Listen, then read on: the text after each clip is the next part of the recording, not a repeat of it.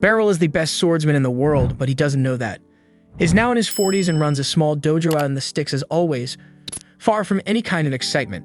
One day, while he's out in the yard going through his daily training routine, his father looks over at him and sighs, saying he really wishes there were some grandkids running around to keep him company. It's been years since Beryl took over the family dojo, but when it comes to romance, not much has changed. He's still just as single as he was back then. Beryl tells him he's been too focused on running the dojo to think about things like settling down or starting a family, but his old man isn't letting it go. He insists Beryl should at least try and even half-jokingly suggests he find a promising young female student to raise up as a wife, but Beryl immediately shuts that idea down for ethical reasons. This dojo has been in the family for generations, and Beryl has poured himself into it ever since he inherited it from his father. There was a time he dreamed of making a name for himself, of becoming a renowned sword master. And while his skills definitely surpass the average swordsman by a mile, he doesn't see himself as worthy of such a lofty title. Even so, he's proud of being a good teacher, because many of his students have gone on to achieve great things after training under him. Later that evening, after finishing up practice for the day, Beryl sits down to eat with his parents. But his dad brings it up again: marriage, family, grandkids, the whole thing. He even tries to get his wife friend to put some pressure on Beryl, but she takes a gentler approach. She says these things take time and shouldn't be rushed, although she does still expect to see a grandchild eventually. Beryl almost chokes on his dinner at that. It's easy to say, but not exactly realistic, because he doesn't even have a damn girlfriend, let alone a path toward kids. And it's not like some beautiful woman's just going to magically show up at the front door. Except a few seconds later, someone does knock. Beryl opens the door and is stunned to see a beautiful woman standing there. She greets him respectfully, calling him master. And once he gets a better look, he realizes she's none other than Alicia Citrus, one of his former students. He invites her inside and offers her tea while they catch up. Beryl remembers her well. She was a natural talent back then, sharp and disciplined. What he didn't expect was that she'd rise all the way to become the commander of the Royal Knight Order. Curious about the reason for her visit, Beryl asks her why she's here. Alicia explains that as Knight Commander, one of her duties is to oversee the training of new recruits. After giving it some thought, she decided to recommend Beryl as a special sword instructor. And what's more, her recommendation got approved as an official Imperial order, so she came all this way to deliver the news personally. Beryl never asked to be made an Imperial instructor, so his first instinct is to turn the offer down. But before he can say anything, his father jumps in, warning him that refusing an Imperial order might be more than just impolite. It could get him executed, so he can't just wave something like that away. Alicia quickly reassures him that it won't come to that. No one's going to kill him for saying no, but there would definitely be serious consequences, so it's probably best he just accept it. She then mentions that a carriage is already waiting to take them to the capital, and she'll go over the details of his new position tomorrow. Beryl is stunned that Alicia expects him to leave immediately, but his dad seems completely fine with it. In fact, he waves Beryl off with a grin and tells him to make the most of his time in the capital, maybe even find himself a wife while he's at it. He even adds loudly that Alicia wouldn't be a bad choice. Embarrassed, Beryl tells his dad to cut it out, especially since it's clearly making Alicia uncomfortable. There's too big an age gap between them anyway, but Alicia kind of mumbles under her breath that she wouldn't really mind. Either way, Beryl doesn't want to stick around and find out what kind of serious consequences refusing might bring, so he agrees to go with her. While riding together in the carriage, Beryl notices something familiar. Alicia is still carrying the sword he gave her. It's the same blade he gives to every student who graduates from his dojo, a mark of completion, and clearly she's kept hers in pristine condition all these years. He's honestly touched to see she still treasures it that much, though he admits he doesn't think a sword like that is worthy of a knight commander. He tells her she could easily get a far better weapon from any decent blacksmith, but Alicia disagrees. She says the blade is perfect and it suits her just fine. Beryl assumes she's only saying that because she still holds onto a little student loyalty, like she sees anything from her old master as more valuable than it really is. But the truth is, he considers himself nothing more than a regular swordsman. He doesn't believe someone like him is cut out to serve as a high-ranking instructor. Right then, Alicia breaks into a grin and says she's pumped that the country bumpkin swordmaster is finally making his debut in the capital. Beryl gives her a confused look, like who the hell is that supposed to be? He's not a bumpkin, and he's definitely not a swordmaster, but she insists he is. Whether he believes it or not, he's already well known in swordsmanship circles. He's trained dozens of students who later rose to fame as renowned warriors and adventurers. In the right circles, he's something of a living legend, though she does admit she's not thrilled about the nickname he's picked up along the way. Beryl chuckles at the story but doesn't buy into it because in his eyes, Alicia is probably the only person in the world who still sees him as anything close to a swordmaster. Before long, they arrive at the royal capital. Alucia drops Beryl off at a quiet inn, telling him to get some rest and that she'll swing by in the morning to pick him up. The next morning, true to her word, Alucia escorts him to the royal castle and formally introduces him to the Knight Order. Standing before the gathered recruits, she boldly announces that Beryl is so skilled, even she wouldn't stand a chance against him, and that they should consider themselves lucky to be taught by someone of his caliber. Not everyone's impressed though, because a few of the knights exchange doubtful glances, and one of them in particular doesn't hide his displeasure. Clearly not all of them believe Beryl deserves the position he's been given. Later, Beryl and Alucia walk together through the castle corridors. She congratulates him on officially becoming a special instructor, explaining that his duties won't be too demanding because he's only expected to train the recruits 3 or 4 times a month. That way, he can continue managing the dojo back home without any major disruption. Suddenly, a girl runs up to them, practically bouncing with excitement.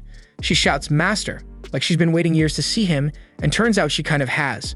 Her name's Kiruni, and she used to be one of Beryl's students about 2 years back. He remembers that her goal was to join the Knight Order, so seeing her actually make it in is pretty awesome.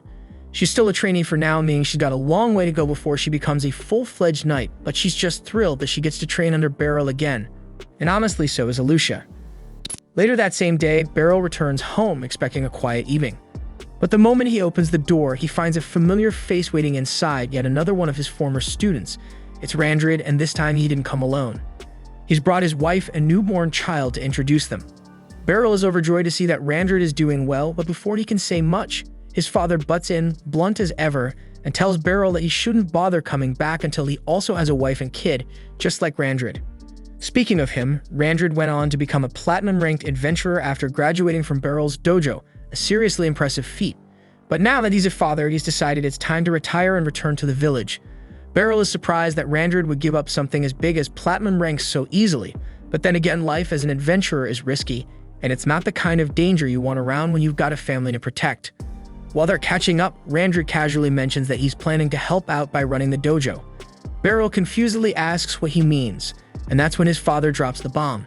He's already decided that Randrid has the skills to take over as the new instructor, which means Beryl no longer needs to stay there. Basically, his father just kicked him out despite the fact that Beryl technically owns the house. The next day, Beryl fills Alucia in on everything and tells her he's gonna need to find a place to stay in the city. The inn he crashed at last night was way too fancy for long-term living, so he's hoping to find something a little easier on the wallet. Alucia is more than willing to help him search. Half joking, she offers to let him stay at her place instead, but Beryl quickly turns the idea down, saying it wouldn't be appropriate. The disappointment on Alucia's face is obvious, but she doesn't push the matter. Trying to lighten the mood, she asks if he'd at least like to grab lunch with her. Beryl agrees, and the two start heading toward a nearby restaurant. But before they can get far, someone suddenly calls out, accusing Alucia of being shameless for walking around in public with a man, even addressing him as master so casually. The girl clearly has some history with Alucia, and it's not a pleasant one. She looks disgusted that someone with the title of Knight Commander would be seen out and about with what looks like some random guy. Beryl, trying to avoid drama, keeps his head low and tries not to draw attention, but the girl isn't having it. She strides right up to him and pulls his mask down, insisting on seeing his face. The moment she gets a good look, her entire attitude shifts, and she calls him master too.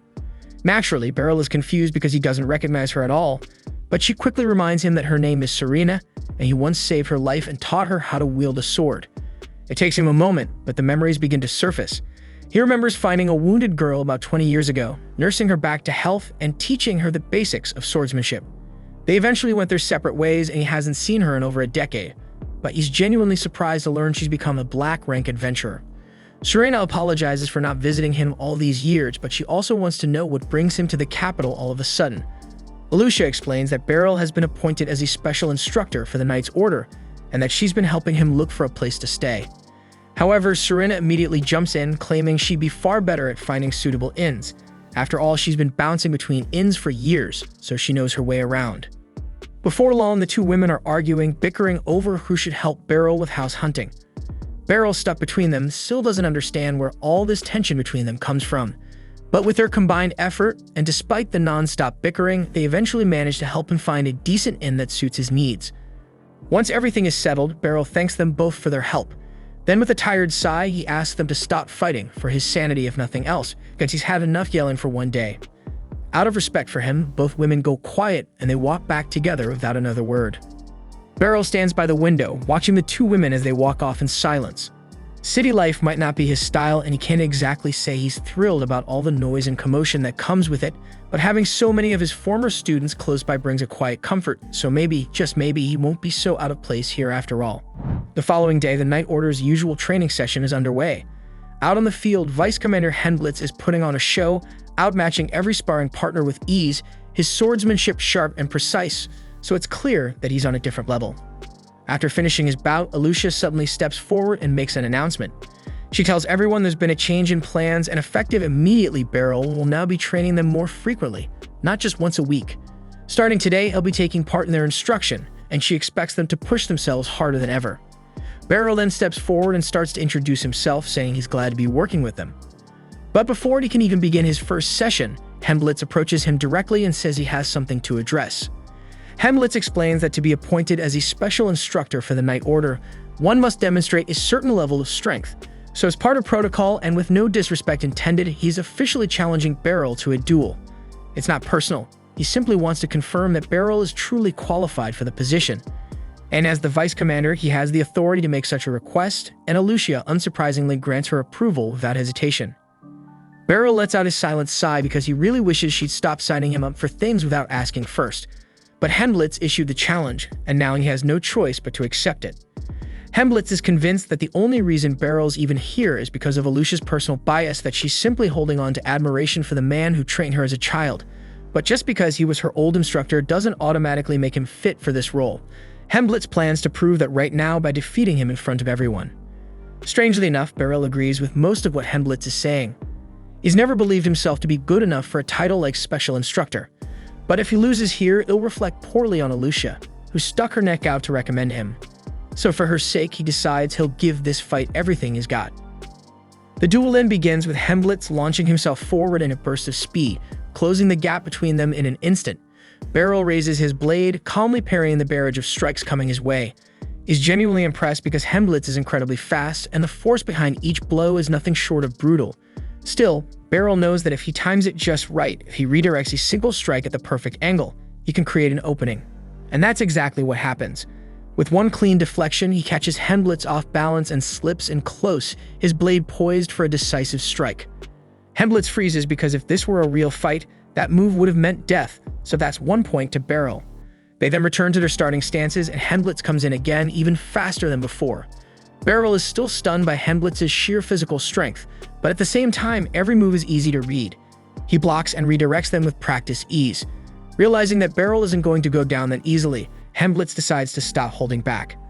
He unleashes his signature technique, the Roaring Blade, a spinning high-speed attack packed with so much power it can't be blocked or parried by normal means. It's a move designed to end fights, but just as the blade cuts through the air, Beryl vanishes. And in the blink of an eye, he reappears behind Henblitz, his sword calmly resting at the man's neck, so it's over and Beryl wins. Henblitz doesn't even look upset. He's stunned, yes, but more in awe than anything. He admits defeat with humility and offers a sincere apology for doubting Beryl earlier. Later that day, Henblitz hosts a small welcome party to officially celebrate Beryl's arrival as the Knight's new instructor. But even now, he can't let go of the question that's been eating at him. How did Beryl counter that spinning move? Beryl, with his usual modesty, explains that he simply moved with Henblitz's rotation, using the motion itself to slip behind him. It's a lot easier said than done though, because executing something like that takes incredible timing, instinct, and experience. Henblitz laughs in amaze at how effortlessly Beryl makes it sound. Regardless, he's genuinely excited to train under him, and so are the rest of the recruits. It's been about a week since Beryl started working as an instructor, and while two knights are busy sparring on the training grounds, he strolls over to give them a quick pointer. He's been observing their movements for a while now. Their swordplay is solid, but Beryl tells them they need to fix their spacing. He demonstrates how if you're too focused on tracking your opponent's blade, they can close the gap before you even notice. It might not seem like a big deal, but in an actual duel, even half a step can decide the outcome. Beryl figured he was just handing out some basic tips, but from the way everyone is staring at him like he just dropped divine wisdom, you think he reinvented swordsmanship. Ever since that duel with Henblitz, the knights have been hanging on his every word like it's scripture. Honestly, Beryl can't complain because it's definitely made training smoother. After the session ends, Beryl takes a seat to cool off, and Henblitz walks over and hands him a towel to dry off.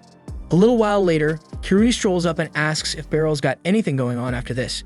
He wasn't really planning on doing much, and that's all she needs to hear before asking if she can give him a little tour of the city.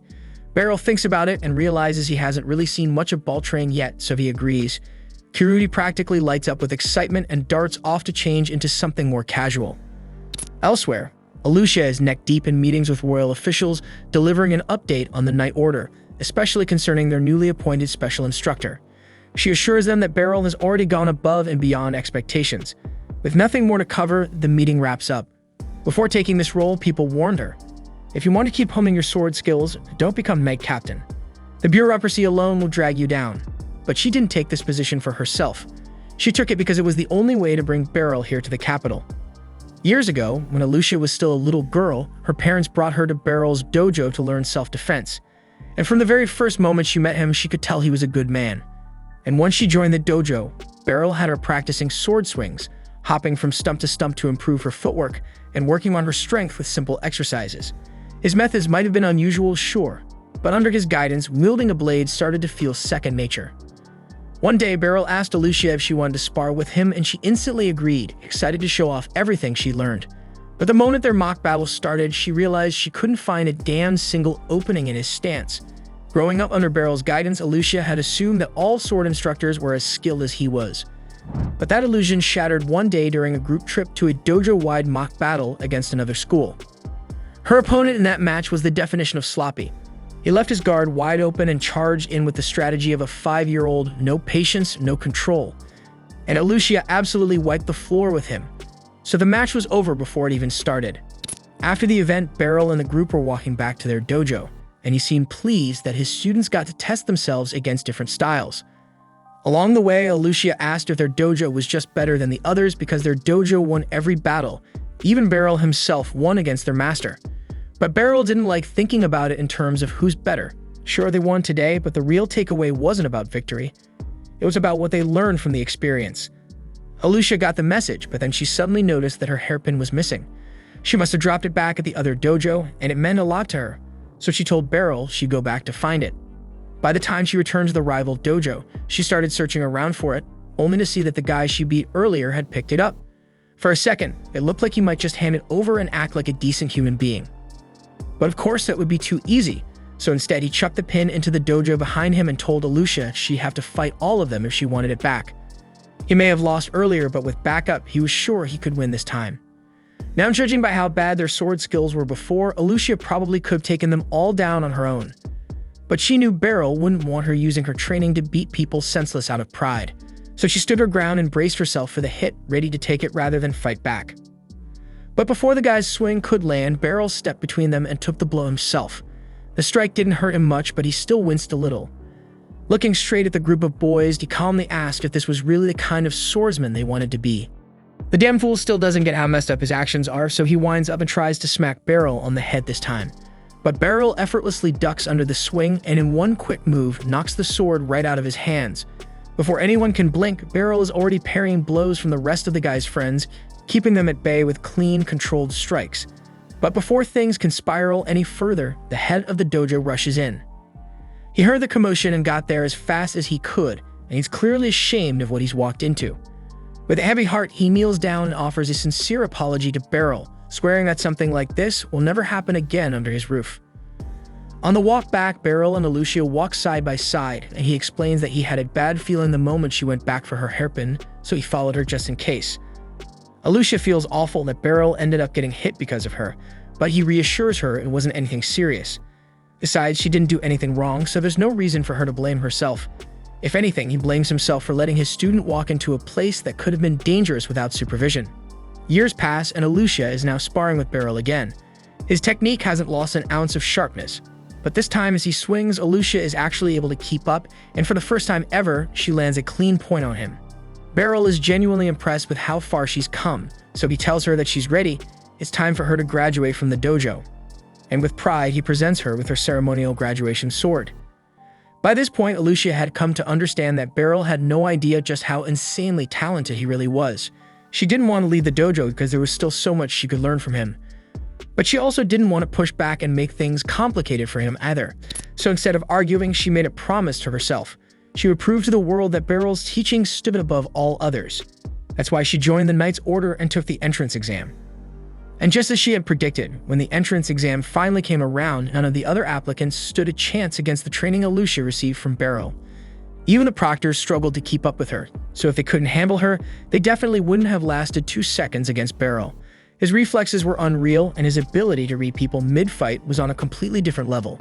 To Alicia, there was no question in her mind Beryl was the strongest swordsman alive. But the man himself had no clue how skilled he truly was. And knowing him, he'd probably be perfectly content staying some nameless sword master living a quiet life in the countryside. Alicia, however, refused to let that happen. So bit by bit, she climbed her way up through the Meg's order, gaining rank and influence, all with one goal in mind, giving Beryl the recognition he deserved. By the time she had finally earned the title of Knight Commander, it had already been a full decade since she left Beryl's dojo. And in that time, he somehow became even more impressive than she remembered. A part of her still feels a little guilty about appointing him as a special instructor without asking his permission first. But really, it was the only way to get him to leave that tiny village and give the world a chance to witness his greatness. Back at the training grounds, Alicia heads over to check in with Henblitz and asks how the training went with Beryl today. Henblitz tells her it was fantastic because everyone learned something valuable from his lessons. Alicia then looks around, but she doesn't see Beryl anywhere, so she asks if he already went home. That's when Henblitz mentions that Kuruni had asked him to walk around town with her. As soon as she hears that, Alicia feels a little sting of jealousy. After all, Kuruni basically asked Beryl out on a date, and now she wishes she thought of it first. Meanwhile, Kurumi is showing Beryl around the city, happily pointing out the popular spots and hidden gems along the way. Beryl is honestly blown away because compared to the quiet life in his village, this place is practically bursting with energy. Though he does find it a little odd that she brought him to the Western District, since he thought the main attractions like the Church Palace were all in the Northern District. Kuruni admits he's right about that, but once you've lived here long enough, those places kind of lose their charm. You see them so often, they stop feeling special. Still, Beryl was hoping to check them out because that was actually something he had been looking forward to. As they continue strolling through the market, Beryl suddenly hears someone calling out to him. He turns toward the voice and spots a young woman approaching. She's cheerfully calling him master, which means she must have trained under him at some point, but for the life of him, Beryl can't figure out who she is. The girl seems pretty familiar with Kuruni too, but that doesn't help much either. Clearly disappointed that her teacher doesn't recognize her, the girl gestures to the sword at her side as a hint and says she's one of his graduates. Beryl thinks for a moment, then it finally clicks. Her name is Ficelle, and she used to train at the dojo alongside Kuruni, but that was years ago. Back then, she looked completely different, which is probably why it took him a second to place her. It's been 5 years since he last saw her after all, so of course she's changed. But from the looks of it, she's done really well for herself because she's currently one of the top officers in the capital's magic corps. Beryl is genuinely happy to hear that she's thriving, but he's also a little surprised because he doesn't remember teaching her anything about magic, so this career choice catches him off guard. Kuruni then asks Ficelle if she's out shopping, and Ficelle explains that she came to pick up some magic accessories. That term's unfamiliar to Beryl, so Ficelle picks up one of the items and explains that it's a tool that lets just about anyone use magic. Of course, she doesn't need them herself because she's more than capable of casting magic on her own. Beryl is pretty shocked to learn that. He knew Ficelle was good, but he didn't expect her to be this strong. Then again, she did say she's with the magic corps, so it adds up. Just then, a scream cuts through the street. A woman nearby yells that someone stole her purse. Beryl instinctively prepares to give chase, but before he can move, Ficelle steps forward and says she's got it covered. She draws her sword, channels magic into it, and sends a burst of energy flying toward the thief. In a flash, the magic wraps around the guy's legs, knocking him flat onto the street. Before he can scramble back to his feet, Kuruni swoops in and restrains him with ease. Beryl watches the whole thing unfold, impressed by how smoothly the two handled it, especially Ficelle because her sword magic is unlike anything he's ever seen before. Ficelle then explains that she wraps her blade in magic whenever she fights, and Beryl's sword training actually made it easier for her to tailor her spellcasting for close combat. She's genuinely thankful for everything he taught her, and Beryl in turn is glad to see one of his students still making good use of the fundamentals he drilled into them. The next day, Beryl wakes up very early and heads out for a walk around the city, like it's Ashton Hall morning routine. As he's taking in the sights, he hears someone calling out his name. He turns to look and sees a small girl standing a few feet away. Thinking she's a lost child, he bends down a bit and gently asks if she needs help finding her parents. That's when she gets loud and snaps at him for treating her like a damn kid. According to her, she's actually the leader of the entire magic corps. Beryl assumes she's just playing a fantasy game, so he doesn't buy it. The girl is visibly annoyed that he won't take her seriously, so she holds up a finger and casually conjures a giant fireball to prove her point. At that moment, Beryl starts to believe she's telling the truth because no kid should be able to pull off something like that. She scowls at him again and tells him to stop calling her a kid. Her name is Lucy, and while she may look tiny, she insists she's a full-grown adult. Well, maybe grown's a bit of a stretch, but she insists she's much older than Beryl, and she won't tolerate being treated like a kid. Apparently, Ficelle had told Lucy all about him and hyped him up like some sort of sword legend, so Lucy came out to meet him in person. She's impressed that Ficelle turned out to be such a badass swordswoman and figures Beryl must be a top-tier teacher. But Beryl tries to downplay it, saying that Ficelle's progress is her own doing, and he only helped her get started. Out of politeness, Beryl keeps walking with Lucy, but she eventually guides him toward a wide open plaza, and any seasoned adventurer knows what's about to happen. Lucy tells him she trains her magic every single day, constantly trying to improve, but she doesn't have many people she can spar with. That's why, now that she's met the so-called sword legend in person, she wants to test herself against him. Before Beryl can even say no, Lucy hurls a fire blast straight at him, forcing him to leap backward to avoid getting roasted. He really didn't want to fight this early in the morning, but by the look in Lucy's eyes, it's clear she won't back off until she gets the duel she came here for.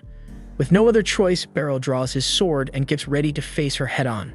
Lucy then unleashed a massive fireball toward Beryl, forcing him to leap aside and sprint around the battlefield, carefully dodging every fiery attack she hurled his way. Fireballs continued raining down, but Beryl effortlessly evaded or parried each one. Seeing her current tactics weren't enough, Lucy switched gears and conjured 3 giant ice balls, sending them hurtling toward Beryl.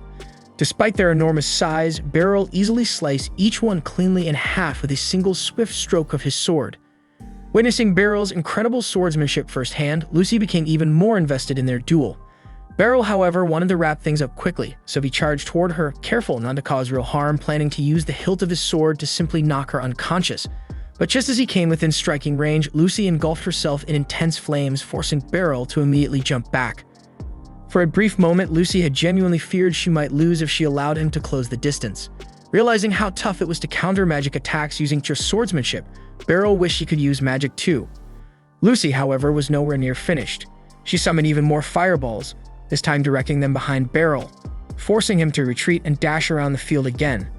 Lucy chuckled at the sight, amused by Beryl's seemingly directionless running. Since this was his first battle against a wizard, he truly had no prepared strategy. Eventually, the barrage of fireballs subsided, giving Beryl a moment to catch his breath. Just when he thought it was safe, Lucy dropped a massive ice ball from above, aiming directly at him. Beryl spotted it just in time, quickly parrying it back toward Lucy. Without hesitation, she shattered it easily with another burst of flame, but the collision created a dense mist that obstructed her vision. Seeing an opportunity, Beryl dashed forward through the mist to land a decisive strike, only for Lucy to unleash lightning magic at the last moment, knocking him backward. Despite his efforts, Beryl had yet to land a single solid blow, but neither had Lucy succeeded in hitting him, leaving her frustrated by their stalemate. Determined to end the battle quickly, Lucy decided it was finally time to use her trump card. Noticing her pause momentarily, Beryl believed he finally had an opening, but he abruptly halted his advance when he saw Lucy summon what appeared to be a black hole. He wasn't entirely sure what would happen if he approached it, but instinct told him it was dangerous, so he stood his ground and waited cautiously. However, after a tense moment, Lucy sighed and dispelled the spell completely. Seeing Beryl remain perfectly composed even when faced with such powerful magic made her realize continuing was pointless. Admitting she'd taken things too far, Lucy apologized sincerely and told him they could call the fight for the day. Beryl felt immensely relieved now that his duel with Lucy was finally over. It had been nerve-wracking to face someone as formidable as her. Curiosity soon got the better of him, though, and he asked Lucy what would have happened if she'd actually unleashed that last spell. Lucy casually explained that, in theory, the spell would have ripped his body to shreds. Still, she now understood why Ficelle admired him so deeply. Any ordinary person witnessing that spell would have fainted on the spot. This was the first time she'd encountered a swordsman who'd keep his composure so effortlessly. Feeling genuinely remorseful for dragging him into an unexpected fight, Lucy invited him to the Magic Institute later, promising she'd personally make it up to him. Later that day, Beryl went about his usual routine, instructing the students at the training hall. During his break, he coincidentally ran into Ficelle in the hallway, who had come by to deliver healing potions from the Magic Institute. She offered Beryl a potion, insisting he take it as an apology for Lucy's earlier behavior. Beryl initially tried to refuse, knowing just how expensive healing potions could be, but Ficelle reassured him it was on the house at this time. Beryl admitted to Ficelle that up until now, he'd been half convinced Lucy really was just a young girl. Ficelle laughed and clarified that Lucy used magic to maintain her youthful appearance. Her real age was anyone's guess. Still, Beryl found it incredible that someone so small could hold so much power. He confessed he genuinely feared for his life during their duel, and that he had no desire to face another wizard anytime soon. Ficelle assured him Lucy was a unique exception. Most wizards couldn't cast spells as rapidly or continuously as she did. Ficelle was confident Beryl could easily handle himself against the average wizard. At that moment, Alucia arrived, interrupting their conversation. She informed Beryl that he had just received a special request. Intrigued, Beryl followed her into another room where they find Serena waiting. She explained that the Adventurers Guild had specifically asked Beryl to organize special training sessions for the newest adventurers, helping them prepare for their first dungeon exploration. The mention of rookie adventurers stirred up old memories for Beryl, reminding him of his own youthful dreams. Once upon a time, he'd aspired to become an adventurer himself, excited by the valuable treasures found in dungeons. But that dream didn't last long because he got his ass handed to him by monsters on day one and ran back home with a busted ego, and that was the end of his adventuring career. Beryl shared his concerns with Serena and Alucia, pointing out that adventuring was a dangerous occupation. But that was precisely why they wanted him to handle the new adventurer's training. They assured him that all necessary preparations had already been taken care of, and the task wouldn't interfere with his existing role as a special instructor. In other words, there was nothing stopping him from accepting. Still, the final decision rested with Beryl, so Serena suggested he come to the Adventurers Guild and discuss the job directly with the guild master. Since the Adventurers Guild was close by, Serena led Beryl there immediately, and upon entering the guild master's office, Beryl was taken aback to find Lucy already sitting on the couch, waiting for him like it's totally normal. Turns out she caught wind of the job offer, and since she and the guild master go way back, she sprinted over the second she heard about it because she was eager for another chance to meet him again. Shortly afterward, the guild master Nidus introduced himself warmly. After hearing so many good things about Beryl from Serena and Lucy, Nidus was absolutely convinced they'd chosen the perfect candidate. Beryl attempted to remind Nidus that he hadn't actually agreed to take the job yet, but Nidus cheerfully ignored his protests. Nidus then gestured toward his assistant Megan, instructing Beryl to speak with him about the specifics of the job. However, before discussing anything else, Megan wanted to clarify a few important points. He asked Beryl if he had any prior experience as an adventurer. Beryl honestly answered no, causing Megan to question whether he was truly qualified to instruct new adventurers. Beryl inwardly felt relieved at this skepticism, hoping it might provide him an excuse to avoid accepting the job. However, Megan's doubts immediately irritated Serena and Lucy, who had both strongly vouched for Beryl. Megan calmly explained that he wasn't questioning Beryl's reputation out of disrespect. He simply wanted to ensure the adventurer's safety, especially since there had been recent reports of unusual monster activity. Nidus understood Megan's concerns and asked what Beryl would need to do in order to prove himself. After thinking for a moment, Megan declared that if Beryl could win a duel against Serena, who held a prestigious black rank, he'd acknowledge Beryl's qualifications. Serena enthusiastically agreed to the proposal, leaving Beryl with no room to argue. Seeing that everyone was on board, Nidus decided to arrange the duel immediately. Not long after, Beryl and Serena were already standing face-to-face on the training grounds, surrounded by a large, enthusiastic crowd. Everyone was eager to see the legendary Serena in action and to find out exactly who her opponent was. Serena herself could hardly contain her excitement, thrilled by the opportunity to cross swords with her master once again. Back when Serena was just a kid, she and her parents were traveling with a merchant caravan. During their journey, however, the caravan was suddenly attacked by a beast that tore the carriage apart.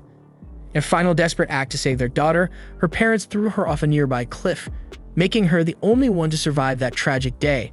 When she finally regained consciousness, the first thing she saw was Beryl standing over her. He gently took Serena back to his house, carefully treating her wounds, and once she had begun to recover, he started asking her some gentle questions. She managed to tell him her name was Serena, but the moment he brought up her parents, she quickly became overwhelmed with panic. Noticing her distress, Beryl told her to forget the questions and just rest until she was ready. With no place else to go, Beryl approached his parents to see if they'd be willing to let her stay with them, at least until they found her a new home. His parents happily agreed, and from that moment onward, Serena practically became part of their family. Initially, she struggled to open up and felt unsure about her new environment, but one morning, she caught sight of Beryl training diligently with his sword outside. Noticing her interest, Beryl warmly invited her to join him, sensing it might help her come out of her shell. From then on, Sharina spent as much time as she could training alongside Beryl, as he patiently taught her the fundamentals of swordsmanship. The bond between the two grew stronger day by day. Gradually, Sharina started becoming more outgoing and confident. One morning, as Beryl was preparing for classes at his dojo, he found Sharina already waiting outside, sword in hand, eager to train. With a smile, he invited her to join the class, pleased to see how seriously she took her training. Sharina had grown deeply attached to Beryl and his family, and would have been content to stay forever. Eventually, though, a family arrived willing to adopt her. Beryl and his parents believed that moving in with a new family was best for Sharina's future, so they gently encouraged her to go. But deep down, Sharina truly didn't want to leave, yet she didn't want to burden Beryl either, so she thanked him sincerely for everything and reluctantly went her own way. Several years later, Sharina had already become a skilled, gold-ranked adventurer. While on an escort mission, her caravan was suddenly ambushed by a group of bandits led by a swordsman infamous for his deadly skills. Her teammate warned her to be cautious, but before he even finished speaking, Sharina had already leaped fearlessly into battle, quickly defeating every bandit there without breaking a sweat. There were two main reasons Sharina had chosen to become an adventurer. Firstly, she was driven by a desire to prevent others from experiencing the same kind of tragedy she endured. Secondly, she wanted to honor everything Beryl taught her by putting her skills to real use. Now, with the opportunity to duel her former mentor after 20 long years, she was determined to show him just how far she had come. Beryl isn't exactly thrilled about the duel, but the excitement on Sharina's face was unmistakable. As her former master, he felt it was his duty to give her a fight worth remembering. As the match began, Sharina launches herself forward, unleashing a relentless barrage of swift and precise sword strikes. Her movements were incredibly fast, yet Beryl matched each of them effortlessly, leaving her unable to land even a single blow. Sharina's excitement only grew as they fought, enjoying every second of the chance to battle someone at full strength without holding back. For his part, Beryl was genuinely proud to see how far Sharina had come. It was clear she dedicated herself fully to training ever since she left him. But she's not quite flawless yet because he spots a slight stiffness in her left hand swings. It's subtle, but enough for him to exploit. With perfect timing, he slipped his sword through the handle of her blade, disarming her in one swift move. Sharina quickly tried to counterattack with her other sword, but Beryl smoothly swept her legs from beneath her, leaving her sprawled on the ground with his blade pointed gently at her neck. With that, Beryl officially won the duel. The audience around them erupted into applause, and the others quickly came down to congratulate him. Mijin approached, sincerely apologizing for ever doubting Beryl's abilities. Beryl brushed it off kindly, assuring him it was completely normal to be skeptical of a teacher he'd never seen in action. Now fully convinced of Beryl's strength, Mijin gladly welcomed him as the guild's special instructor. The next morning, Beryl found himself standing in front of a dungeon entrance with his new adventurer students, Porta, Nidri, and Sarlikats. As they ventured into the dungeon, Sarlikats' magic watch began to glow, warning them of 6 monsters lying ahead. The students immediately prepared for battle. Beryl and Sharina were there only to oversee their safety, so they stepped back, allowing the students to handle the monsters on their own. The three quickly engaged with the goblins and managed to defeat them swiftly, demonstrating impressive teamwork and coordination. As they continued deeper into the dungeon, the rest of the exploration went smoothly. Soon enough, they had explored the entire dungeon without any serious incidents and began to make their way back toward the entrance. While returning, Beryl felt slightly uneasy, noticing there seemed to be fewer monsters than he expected. Suddenly, as Porta moved toward the dungeon's exit, Sarlikats' magic watch violently shattered, detecting something far more powerful than it was designed for. Beryl urgently shouted a warning to Porta, but it was too late because Porta was suddenly grabbed by the unseen threat. The young adventurer was badly wounded but still alive, desperately in need of immediate medical attention. However, Beryl and Sharina knew they couldn't help him until the powerful creature was dealt with first, and that wouldn't be easy. Standing before them was a legendary monster known as a Xenograble, a specially designated target infamous for its terrifying strength. Even the most seasoned adventurers would struggle to survive an encounter with such a beast, yet there was no choice. Beryl and Sharina prepared themselves, ready to fight for their lives. Beryl then starts thinking that he is seriously regretting coming on this assignment, but at least Sharina is here with him. And since she's a black-ranked adventurer, dealing with the griffin shouldn't be an issue for her. And while she's busy with that, Beryl intends to rush over and help Porta. But when he reaches out for a healing potion, Sharina was already thinking the same thing and quickly gives him a high five and declares she'll handle helping Porta herself, while he deals with the griffin. And unfortunately for Beryl, he doesn't even get the chance to protest because the griffin suddenly lunges at him. forcing him to dodge quickly, leaving him no option but to engage in combat. As the griffin swipes at him, Beryl adeptly deflects its claws with his sword, and when a chance arises, he swiftly targets the griffin's legs. But badly for him, the creature's scales are incredibly tough, rendering his strike ineffective. He's essentially stuck on the defensive now, but he needs to hold out long enough for Serena to secure Porta's safety. But then while he glances back to check on Serena, he momentarily drops his guard, nearly costing him his life. Thankfully, he manages to block the griffin's attack just in time, although he's still severely wounded. He needs a strategy to bring this creature down fast, or it'll finish him off first. Normally, Beryl would concentrate his strikes on the monster's head, but since it can breathe fire, there's no chance he can approach it head-on. Instead, Beryl decides to flank it, but the griffin notices him immediately and counters by swinging its tail. Nevertheless, Beryl swiftly recovers and cleanly severs the griffin's tail in one strike. This sends the griffin into a fury, prompting it to launch a huge fireball at Beryl, who barely manages to leap out of the way. He expected the griffin to become enraged after losing its tail, but he didn't anticipate it charging directly at him.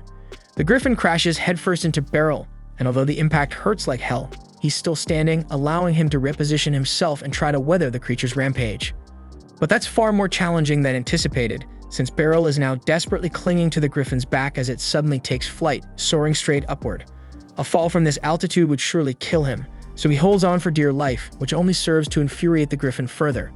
It eventually descends again, allowing Beryl to leap off, but now the griffin is fully unleashing its power. It uses magic to heat the earth beneath it, transforming the ground into molten lava. So Beryl scrambles onto a rock to prevent himself from being burned alive.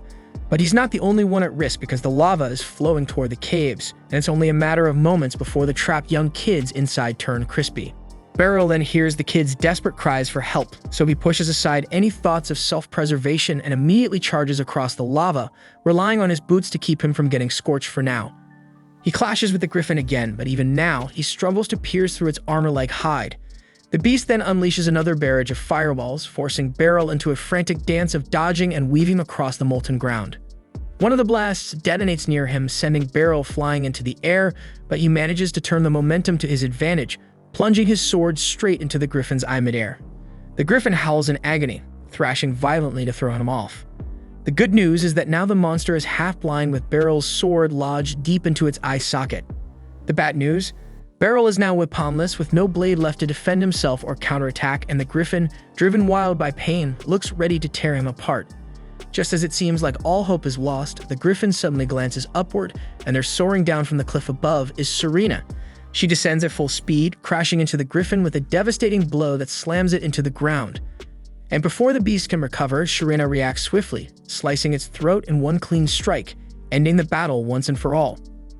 Serena then spots Beryl's broken blade jutting from the griffin's ruined eye and quickly apologizes, feeling guilty for not being there to help him sooner. Beryl brushes off her apology, saying he's not worried about that right now because what matters most are the trainee's safety. Right on cue, the kids emerge from the cave, miraculously unharmed aside from a few minor burns. Relieved, the group returns to the Adventurers Guild to report the incident. The guildmaster is absolutely floored when he hears that Beryl and Serena managed to defeat a named monster. Serena wastes no time giving credit where it's due, stating that if Beryl hadn't been there to support them, she likely wouldn't have made it through the fight. Beryl tries to point out that Serena delivered the final blow, but she clearly isn't interested in taking any of the spotlight for herself. Impressed by their success, the guildmaster promises to repay Beryl someday for his efforts, but for now, though, he offers Beryl a formal invitation to join the Adventurers Guild as a full-fledged adventurer. But Beryl immediately turns him down without a second thought. Afterward, Beryl and Serena step outside, and Serena apologizes once again, admitting that Beryl only got dragged into all this because she had been bragging about his strength to everyone.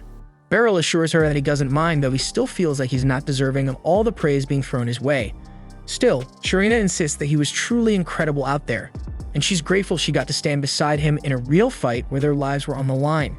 Beryl thanks her too, pointing out that every decision she made was on the mark, and it's thanks to her judgment that everyone came back alive. Serena lights up hearing his words, though she humbly says she doesn't think she earned such praise. But Beryl disagrees, telling her flat out that she's grown into a fantastic adventurer and deserves every bit of the recognition. The following morning, Beryl wakes up early, determined to deal with his broken sword. The problem is, he's not familiar with the capital's layout yet, so he asks Karuni if she can show him the way to a blacksmith. He thanks her for accepting the favor on such short notice, But Kuruni says she was heading to the blacksmith anyway, so it's no trouble at all. And of course, Alicia decides to tag along too, not because she's jealous or anything. She claims she's tagging along purely because choosing a new sword is an important matter, and she wants to help Beryl pick wisely. But deep down, she knows she's already missed so many chances to spend time with him, and she can't let this one slip away too. Eventually, they arrive at the blacksmith's workshop, where the owner steps out to greet Kuruni. However, his attention quickly snaps to Beryl, and the man freezes, looking absolutely stunned. Turns out, this blacksmith Balder used to be one of Beryl's students back in the day. And yes, even though he was technically older than Beryl at the time, he still trained under him. Balder had wanted to master swordsmanship because he believed it would make him a better blacksmith, and despite the age difference, he had taken Beryl's lessons very seriously. Judging by the impressive shop he's built, it's clear that Balder's dedication paid off. And since everyone is gathered here, Balder asks what they need help with. Kuruni steps forward first, mentioning she needs her short sword sharpened. Balder happily agrees and asks her to hand it over. Kuruni passes him the blade and Balder examines it carefully, turning it over in his hands. After a long moment of silence, he lets out a deep sigh, drops the sword onto the counter, and tells her bluntly that the weapon is beyond saving because she's completely ruined it. Alicia then comments that it is strange that Kuruni managed to ruin her sword, considering how careful and precise she usually is during training. But if that's really the case, then there's only one logical explanation, and Beryl quickly catches on. He turns to Kuruni and asks her what it feels like when she holds the short sword. After thinking about it for a second, Kuruni replies that the sword feels light to her. And the moment Beryl and Balder hear that, they both immediately realize what the issue is. They explain to Kuruni that she isn't cut out for wielding a short sword, because if you can't properly feel the weight of your weapon, you'll never be able to use it effectively. With that settled, they agree it's time to find her a new blade. Beryl then suggests that she might actually be better suited for a two-handed greatsword.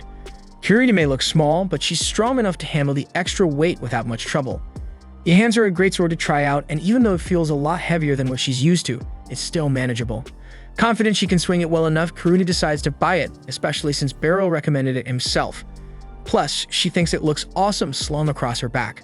With Kuruni's business taken care of, Beryl starts browsing Balder's selection to find a replacement for his own broken sword. However, Alicia immediately jumps in, insisting that a swordsman of his level should have a custom-forged weapon, but Beryl doesn't really think that's necessary. He figures any good quality sword from here should be more than enough for him. But while he's still browsing, the front door bursts open and Serena walks in, letting a massive sack over her shoulder. Then the moment Alicia and Serena make eye contact, they start bickering as usual because neither of them can stand the other.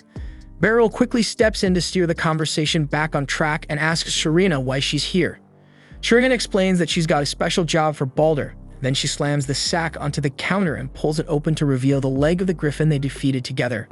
She tells Balder that she wants him to forge a long sword out of the beast's remains. Balder is stunned because it's the first time he's ever been asked to craft a sword from a named monster's corpse. Still, he's a bit puzzled why Serena would want a long sword, considering she's famous for her twin blade style, but Serena clarifies that the sword isn't for her. It's meant to be a gift for Beryl. Beryl immediately protests, saying he doesn't deserve something so valuable. He reminds her that she was the one who delivered the final blow to the griffin, so she should be the one to keep the material. But she's adamant about it, insisting that gifting him this sword is the least she can do to make up for the blade he lost during the fight.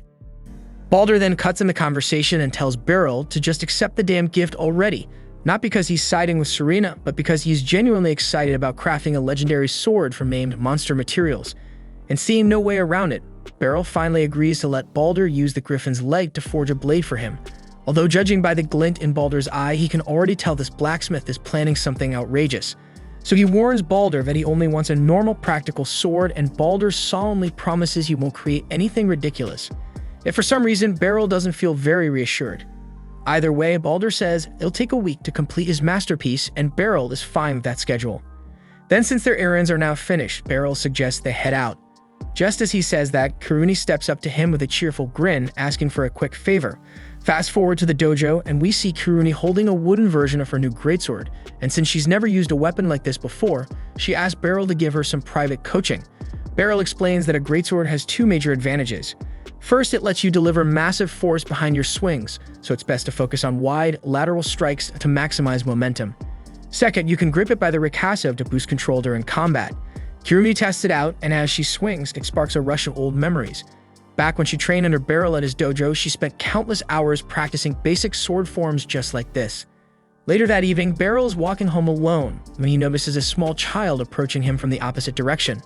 Normally, he wouldn't think much of it, but as they pass, the girl suddenly tries to slip her hand inside his jacket to steal his wallet.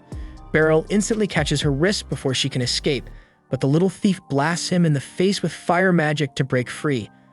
Forced to shield himself, Beryl has no choice but to let go, and she bolts off into the night. The girl eventually makes her way into a battered old building filled with rough-looking men gambling and drinking. As she walks past them, she tosses a small pile of stolen money onto the table. The men grumble, disappointed with how little she brought back, accusing her of slacking off.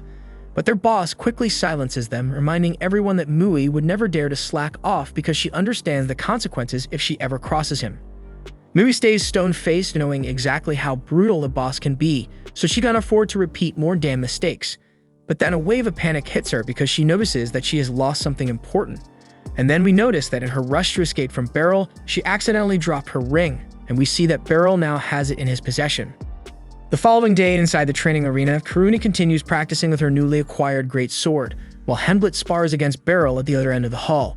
Up until now, Hemblitz hasn't successfully landed even one hit against Beryl, so as he rushes forward for one final attack, he fakes an overhead swing before swiftly redirecting his blade toward Beryl's midsection.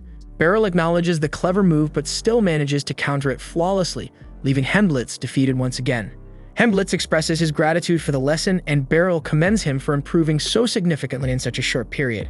The maneuver was nearly flawless, yet still not quick enough to surpass Beryl's reactions. Right at that moment, Hemblitz glances toward Kuruni and comments on how courageous it was for her to abruptly switch to a completely new weapon, adding that she shows considerable potential. Moreover, it's crucial for the Knight's Order to enhance its combat abilities so they can confront the notorious bandit group known as the Dark Hand of Twilight. The Twilight Thieves have recently started operating within the capital, causing significant disruptions, prompting the Royal Guard and the Knight's Order to launch an investigation. Once they pinpoint the thieves' hideout, they intend to raid it immediately and capture every member. But as a precaution, they'll require all the manpower they can gather, and Kuruni happens to possess impressive strength. Naturally, Hemblitz believes Beryl alone would likely be more than capable of taking down the Twilight Thieves single-handedly, but he prefers not to trouble Beryl with mundane tasks like this. He reassures him that the Knight's Order can handle the fighting entirely on their own, which is perfectly fine with Beryl, since he wasn't particularly eager to get involved anyway. He's never dealt with ordinary criminals before and doesn't plan to start now, but then he recalls the ring he obtained from the pickpocket yesterday and wonders if it might be useful in their investigation. Yet the moment Kurumi spots the ring in his hand, she jumps to the conclusion that Beryl's planning to gift it to someone, and Hemblitz seems to agree. But before Beryl can correct them, Kuruni chimes in, teasing that he might want to choose a bigger ring if he's planning to propose to Alucia, because this one looks tiny and probably only fits a child's finger. Beryl is completely baffled at how they've reached this wild assumption, but finally manages to speak up and clarify that the ring isn't a gift. He explains that yesterday he was targeted by a pickpocket, and luckily he caught the thief's wrist before she could grab anything, but she still managed to escape after catching him off guard by casting fire magic. Kuruni finds the whole situation peculiar because if the girl truly was capable of using magic, she wouldn't have any reason to resort to pickpocketing. Magic is an extremely rare ability, so anyone capable of casting spells can enroll at the Magic Institute free of charge, where all their living costs are fully covered. Hemblitz speculates that perhaps the girl was using some sort of enchanted accessory to produce the fire, but regardless, he asks Beryl what he intends to do with the ring. Beryl replies he has no interest in keeping it, and since it's probably stolen property, he'd prefer returning it to whoever originally owned it. If that's the case, Hemblitz advises him to leave the ring at the Knight's Order front desk, and that's precisely what Beryl proceeds to do. Now that the matter of the ring is settled, Beryl doesn't plan on becoming involved further. After all, he didn't actually lose anything to the thief, and he certainly isn't interested in tracking her down. Yet somehow the expression she had when he caught her continues to bother him. While strolling through the city later, Beryl decides to check out local housing options as he can't realistically live at an inn forever, but the prices nearly cause him to faint from shock. Technically, he can afford it considering the salary provided by the Knight's Order, but it's still a huge amount of money to spend. At that moment, he notices a girl standing behind him, seemingly searching for something, so he approaches to see if she needs assistance. But once he gets a closer view of her face, he immediately recognizes her as the girl who attempted to rob him the previous night. He asks if she might be searching for a certain ring, but as soon as she hears him mention it, the girl instantly attacks him, thinking he's stolen it. Beryl quickly asks her to calm down as he'd prefer not to create a public spectacle. First of all, he explains to her that he left the ring at the Knight's Order front desk, meaning he no longer has it in his possession, and the girl clearly can't just stroll into the Knight's Order headquarters to reclaim it.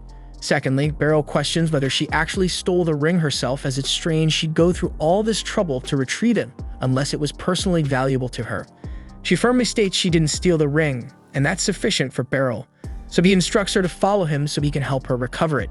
Mui initially hesitates to accompany him, but he points out it would be difficult for her to prove ownership on her own. But if Beryl personally vouches for her, retrieving the ring shouldn't take much time at all. Mui reluctantly agrees to follow along, though she clearly conveys that she's far from pleased about the arrangement. Then after they make it to the Knight's Order headquarters, Beryl retrieves the ring, but before handing it over to Mui, he says he wants to talk with her briefly. At that very moment, Alucia steps outside, and when she notices Beryl arguing with Mui, the first thing she assumes is that the girl must be some secret love child he's been hiding, though Beryl immediately denies this claim. They all go inside, allowing Beryl a chance to fully explain the entire situation to Alucia, and once she's aware of what's happening, she asks Beryl how he'd prefer to handle Mui. Typically as a knight, Alucia would be responsible for arresting Mui due to theft, but Beryl prefers not to get her into trouble. He then directly asks Mui if she'll stop pickpocketing if he lets her leave, but instead of answering his question, she merely demands he return the ring to her. She obviously has no intention of quitting stealing, but her unwillingness to lie about it convinces Beryl she's fundamentally an honest child. Alucia then recalls hearing that Mui had used magic against Beryl, prompting her to inquire whether she used a magical item or if the magic was innate. Mui says she cast the spell on her own, so Alucia explains that if she truly possesses magical talent, Kingman would gladly take responsibility for her welfare, meaning she wouldn't need to rely on stealing anymore. Mui gradually begins to open up, eventually revealing that she can't stop pickpocketing because she urgently needs 5 million DOC. Her boss promised her that if she gives him that exact amount, he'll use magic to resurrect her sister. But since she doesn't have enough time to earn that damn money through legal means, she turned to crime instead. Beryl instantly recognizes that Mui's boss must be deceiving her because resurrection simply isn't possible, though he's aware there's no chance she would believe him if he tried telling her that now. At this point, Alucia decides to leave temporarily, stating there's something important she needs to verify. Meanwhile, Beryl and Mui remain alone together. Beryl kindly asks her if she would like some cookies, and although Mui declines, it's obvious she's hungry, so he comes up with an alternative idea.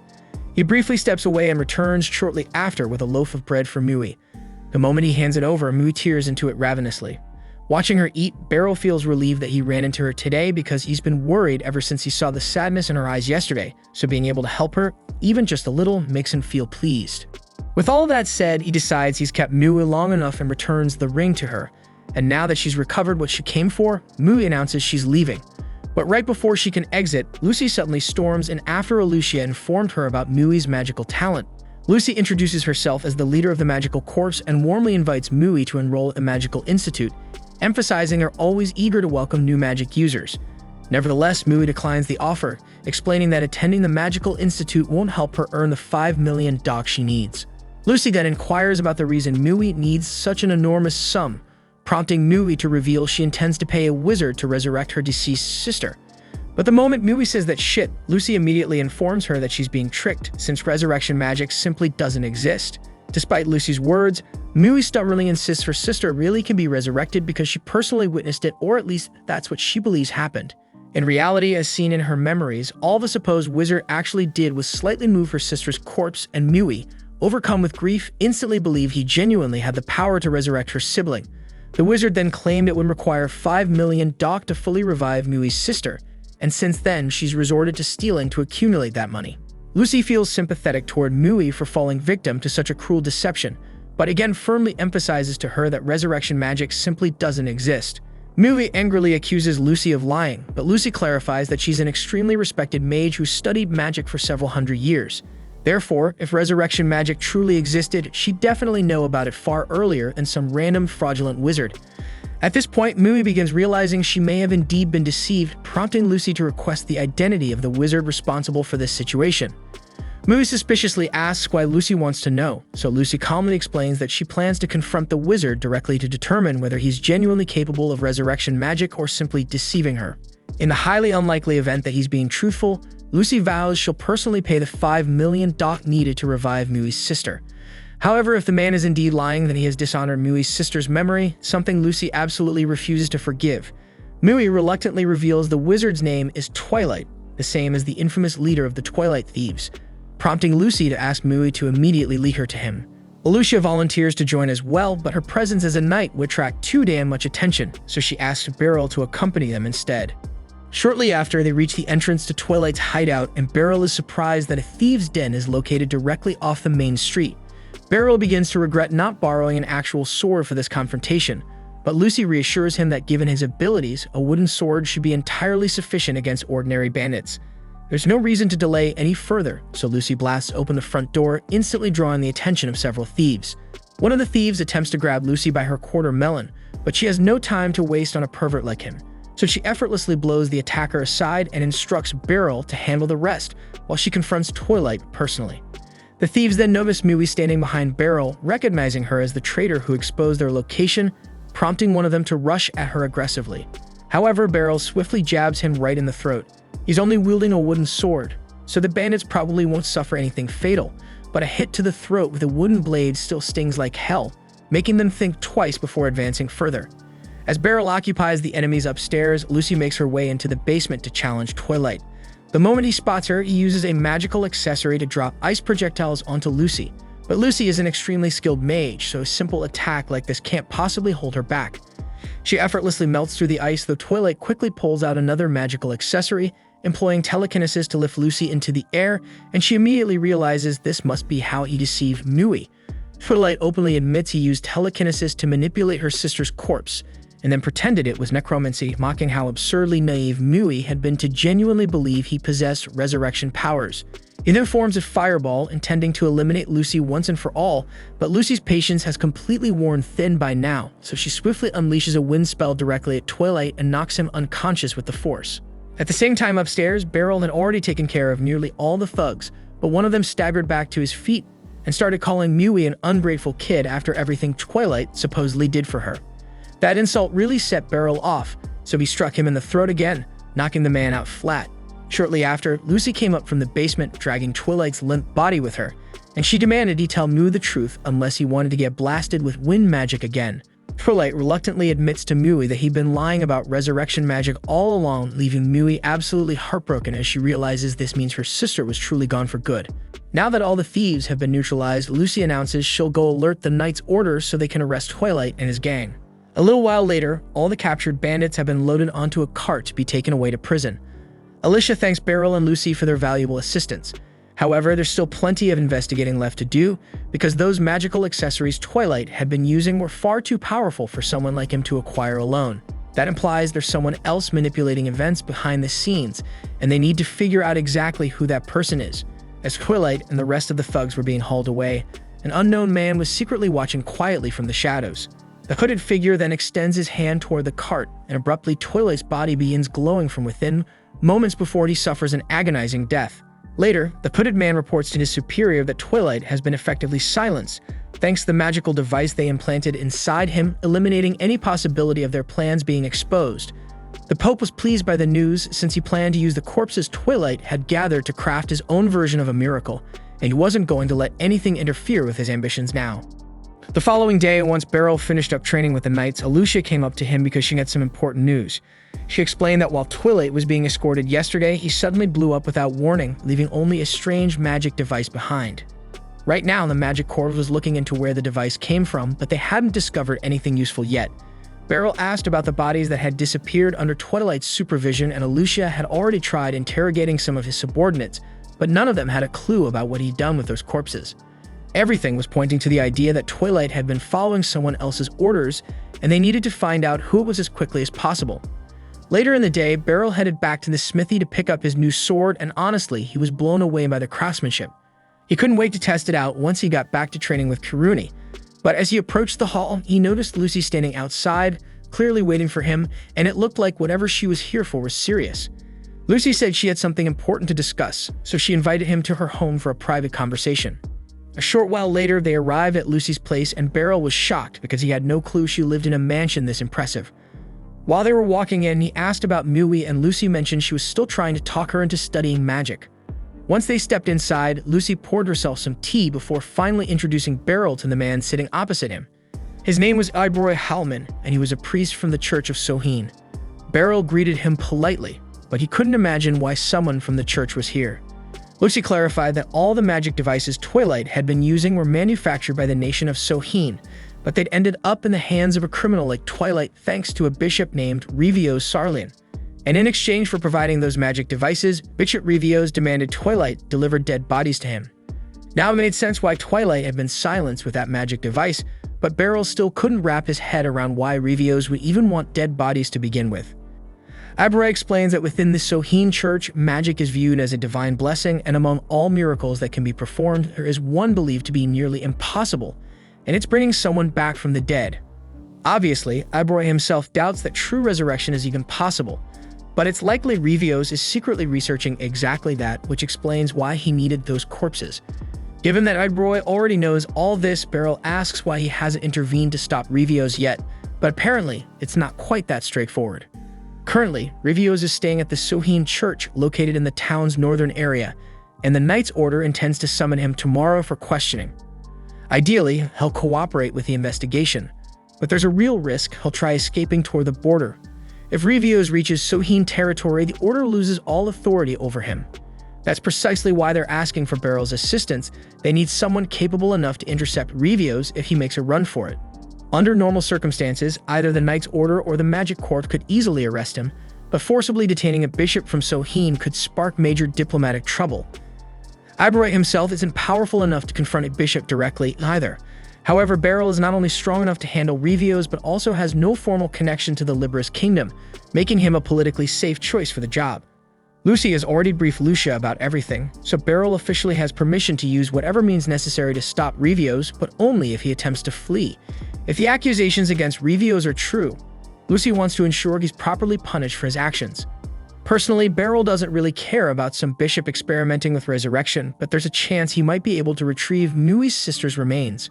Her sister isn't going to miraculously come back to life, but if Mui could at least give her sister a proper goodbye, it might help her finally move forward. So after some thought, Beryl decides to accept Lucy's request. Lucy thanks him sincerely, promising she'll make sure he's generously compensated. Just as Beryl opens the front door to leave, he nearly collides with Mui, who's returning from a trip to the market. Mui clearly didn't expect to see Beryl today, so she curiously asks what he's doing there. Beryl explains he just stopped by briefly to discuss something with Lucy. That said, he admits he's glad he ran into Mui, and even happier to see that she's doing all right. Mui still couldn't fully grasp why Beryl and Lucy had gone out of their way to help someone like her. She'd been nothing but a petty thief who tried robbing Beryl, yet they rescued her from Twilight's grasp, gave her a safe place to live, and continued looking after her. So she just couldn't wrap her head around why they cared this damn much. Beryl understood how overwhelmed she must feel, given that her entire life flipped upside down overnight, but he told her not to dwell on it too much. Nobody here would ever trick or exploit her like Twilight did, so from this point on, she could just relax and enjoy being young. Mui asked if it was really okay for her to live a good life now, and Beryl reassured her she absolutely deserved a bright future. He reached out to pat her head, but she swatted his hand away, clearly annoyed at being treated like a kid. Beryl decided to leave her alone for now, knowing she'd eventually open up to everyone in her own time, and a short while later, he left Lucy's place. That night, Beryl was silently moving around the church in the northern district to check if Revios was making any suspicious moves. Sure enough, he caught sight of Revios and his men hurriedly packing their belongings, clearly planning to flee the country. Beryl tried sneaking around the back entrance to intercept Revios, but he was abruptly stopped by a cloaked figure. The mysterious man recognized Beryl immediately as the person who took down Twilight's entire crew, and apparently he'd already expected that Beryl would show up here to get in their way. Beryl knew this wouldn't go smoothly, but he still tried telling them that Revios was summoned for questioning tomorrow and wasn't permitted to leave the country. Unsurprisingly, the cloaked man completely ignored that order and summoned 3 swordsmen to handle Beryl instead. He even granted them permission to use magic, prompting the 3 fighters to connect their sword tips and chant a spell, boosting their physical speed and strength dramatically. Now they moved far quicker than before, and Beryl knew things were about to get challenging. And with the 3 swordsmen busy distracting Beryl, Revios and the cloaked man retreated back into the church to finish gathering their things before escaping. It had been a long time since Beryl fought in a situation that demanded lethal force, but if he held back now, he'd end up dead. Then as the first swordsman rushed toward him, Beryl quickly sidestepped and slashed him deeply across the torso, Seeing how dangerous he actually was, the remaining two attackers decided to strike together, aiming to hold Beryl off until backup arrived. At this point, Beryl found himself completely surrounded by 5 magically enhanced attackers, and even he knew that fighting all of them alone might be pushing his limits. But thankfully, he wasn't fighting solo, because just as one swordsman was about to cut Beryl down, a sudden wind spell blew the guy's sword straight out of his grip. Ficelle quickly ran up to Beryl's side and announced she was here to back him up with Kuruni close behind. But Beryl couldn't figure out why the two of them were here. After all, the entire point of sending him was to ensure the Knight's Order and Magic Corp wouldn't directly intervene. The pair explained they weren't officially ordered to come, they just happened to be nearby, saw Beryl in trouble, and decided to jump in to lend a hand. Beryl wasn't exactly convinced by that reasoning, but honestly, he appreciated the backup. So together, the three of them started to take down their attackers one by one. At one moment, Beryl clashed swords fiercely with one of the attackers, and seconds later, the blue aura around the man suddenly disappeared. The swordsman went stiff and collapsed immediately afterward, so Beryl quickly moved in to knock him unconscious, though he was confused about what had just happened. Ficelle pointed out that the magical enhancement spell they cast was probably wearing off, causing them severe backlash. Now weakened by their own spells, they'd be easy pickings. Still, there were more reinforcements rapidly approaching their position, so Ficelle and Kuruni told Beryl they'd handle things here, urging him to chase down Revios. Beryl thanked them both for the assistance and sprinted into the church, intent on catching Revios. But before he could get close, Spur blocked his path, allowing Revios to start chanting a spell behind him. Spur told Beryl he'd have the privilege of witnessing Revios' lifelong ambition, the miracle of bringing the dead back to life. Once Revios finished chanting, several nearby coffins began rattling violently. Moments later, the bodies within started moving, proving that Revios had actually succeeded in his resurrection magic research, or at least halfway succeeded, because these resurrected bodies were essentially just shambling zombies. Among the resurrected corpses, Beryl recognized Mui's sister, and it immediately brought back how desperately Mui had wished for her sister's revival. But seeing her like this, Beryl knew this was absolutely not the reunion Mui had hoped for, forcing him into an impossible choice. He needed to destroy the revived bodies, and as one zombie reached out to grab his leg, Beryl immediately swung his sword, severing its head. The zombie burst into blue flames, prompting Beryl to dispatch the others similarly until only Mui's sister was left standing. He'd wanted to return her sister's body so that Mui could finally grieve properly, but that clearly wasn't an option anymore. With a heavy heart, Beryl embraced her and apologized softly, and then swiftly struck at her neck. Mui's sister disintegrated into bright blue flames, leaving only a ring behind. But before Beryl could catch his breath, Spur rushed back to attack him head-on. Beryl deflected the initial strike, but Spur was far more skilled than he'd anticipated, quickly catching him off guard and plunging a blade into Beryl's shoulder. Still, Beryl wasn't about to roll over and lose here. He quickly recovered his footing and charged back towards Spur without hesitation. As Spur swung again, Beryl dodged skillfully, countering with a precise strike across Spur's shoulder. Spur was genuinely stunned because he'd never imagined an older man like Beryl could match him blow for blow, especially after boosting himself with magic. But Spur still had one last desperate trick, pulling out a dagger and stabbing himself in the side, using the pain to fuel an even greater surge in power. Once again, Spur rushed at Beryl, and this time, Beryl found himself struggling to fend off Spur's relentless sword play, accumulating numerous minor wounds across his body. Spur was undoubtedly one of the strongest foes Beryl had faced in a long time, but surrender wasn't an option. If he couldn't match Spur's raw speed, then he'd simply need to outsmart him. As Spur lunged forward again, Beryl leaned into the attack, intentionally letting the blade injure his arm to break Spur's stance. Although this inflicted severe injury to Beryl himself, it created the critical opening he needed to bypass Spur's defense and land a decisive slash across his torso. That strike should have ended the fight, but somehow Spur remained standing. Even as the backlash from his magic enhancement hit him full force, Spur continued stumbling forward like a freaking zombie, body battered and blood dripping from countless wounds, unwilling to admit defeat. Beryl told Spur to stop fighting because it was already over and he clearly lost, but as long as Spur had even a breath left in his lungs, he refused to yield. Beryl was genuinely stunned and disturbed by Spur's unbreakable determination, but it didn't take long before the accumulated wounds finally overwhelmed him and Spur collapsed lifeless to the ground. With the fight finally over, Beryl headed outside, relieved to find Kuruni and Ficelle had successfully apprehended Revios, so he quickly thanked them both for handling things so efficiently. Beryl then turned to Revios, but he saw no regret or remorse whatsoever on his face. Even when they told him Spur was defeated, Rivios just shrugged it off, claiming that Spur had surely been more than willing to sacrifice himself for their cause.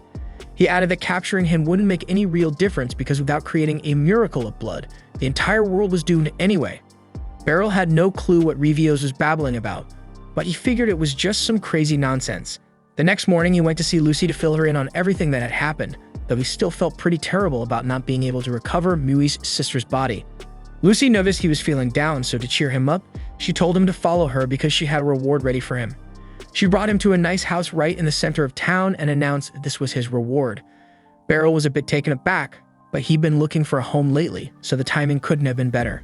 Lucy urged him to go inside and take a look. When he opened the door, he was surprised to see Mui sweeping the hallway. Confused, he asked her what exactly she was doing there. Lucy explained that after their talk last night, Mui had finally agreed to enroll in the Magic Academy. But to do that, she'd need a legal guardian, which meant from now on, Mui would be living with Beryl, who would be taking on the role of her guardian.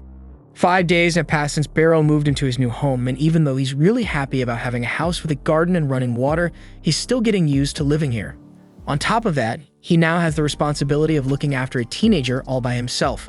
Mui then comes downstairs for breakfast, and Beryl asks if she enjoys what he cooked, but all Mui replies with is that it's fine as long as she can eat it. Changing the subject, Beryl offers to take care of her laundry from yesterday, but she insists on doing it herself, which would be okay, except the last time Beryl left it up to her, Mui just poured water on them and considered it done. There's an awkward silence between them for a few seconds after that, until Mui finally says something, but she isn't trying to chat or anything.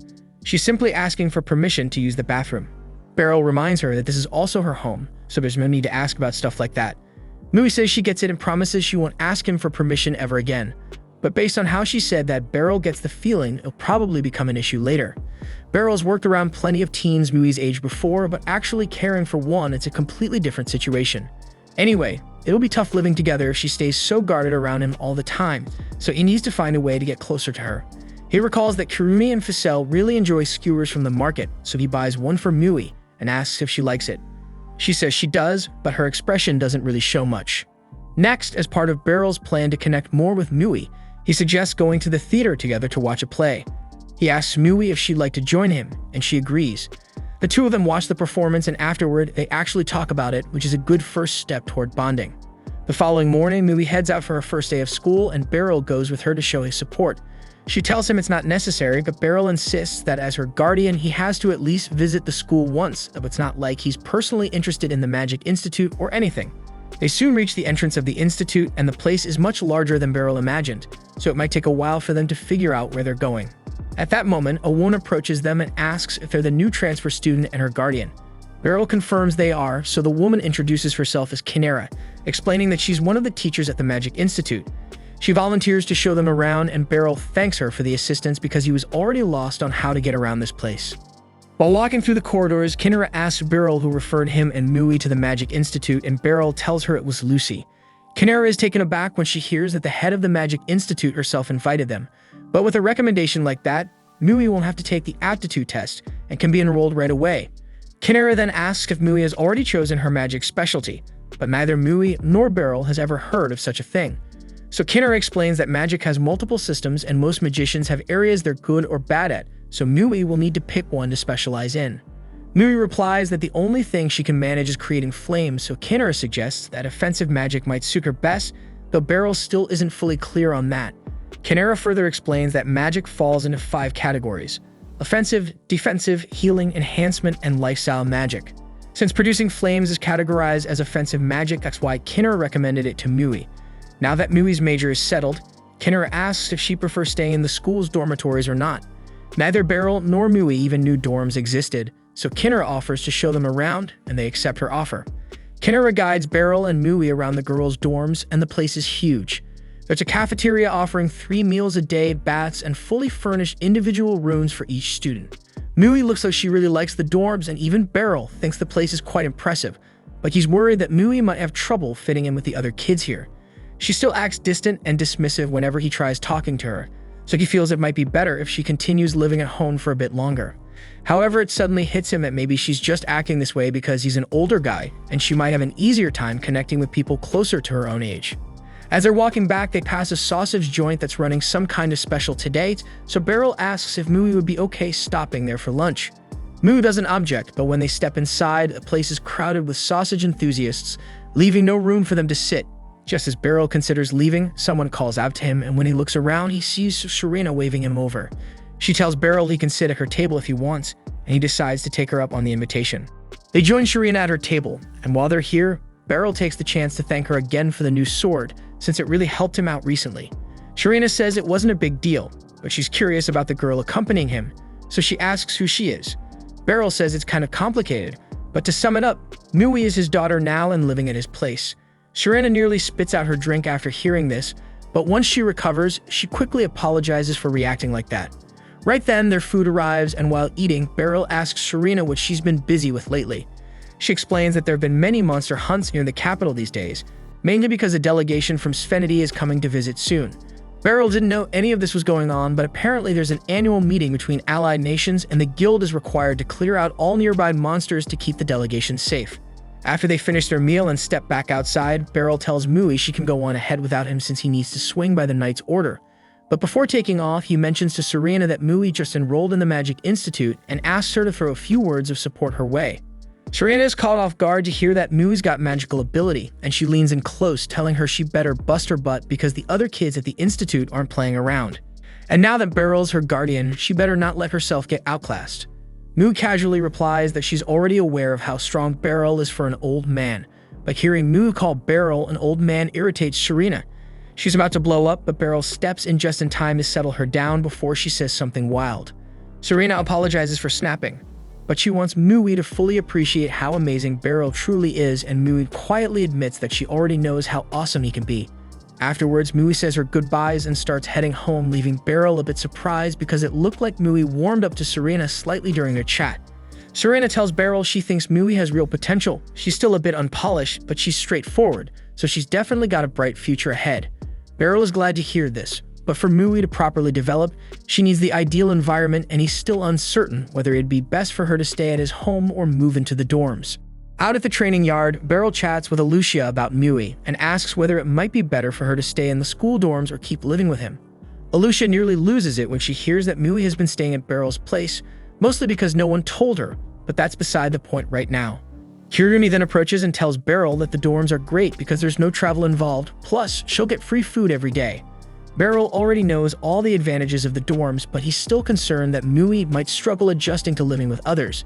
Henblitz then joins the conversation and tells him that the only way she'll get used to new people is by being around them. Alicia also chimes in and insists that Mui should move to the dorms, but not because she really thought it through. She just doesn't like the idea of Mui continuing to stay at Beryl's house.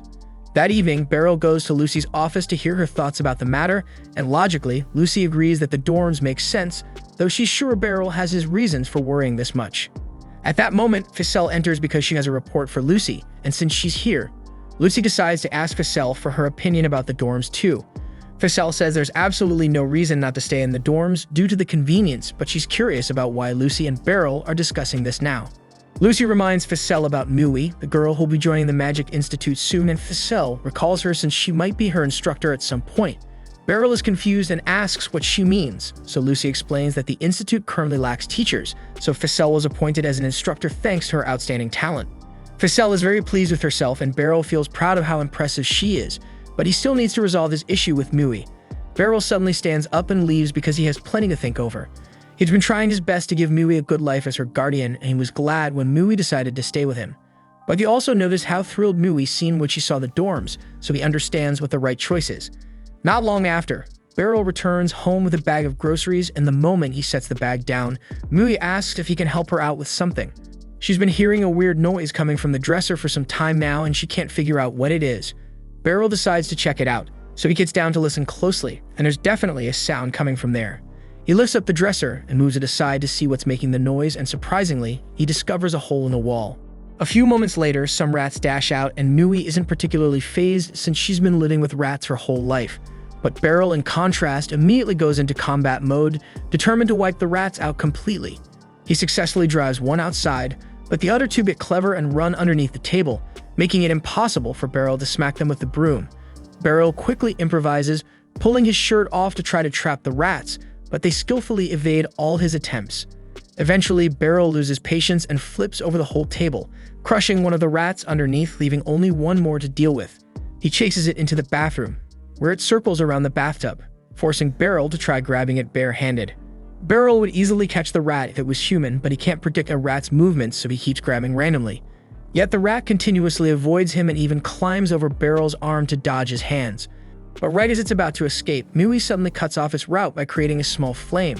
This startles the rat enough to leap back, and that brief hesitation is all Beryl needs to snatch it midair. Now the last rat has been successfully caught, and Beryl is amazed that Mui helped him out even though she isn't bothered by rats.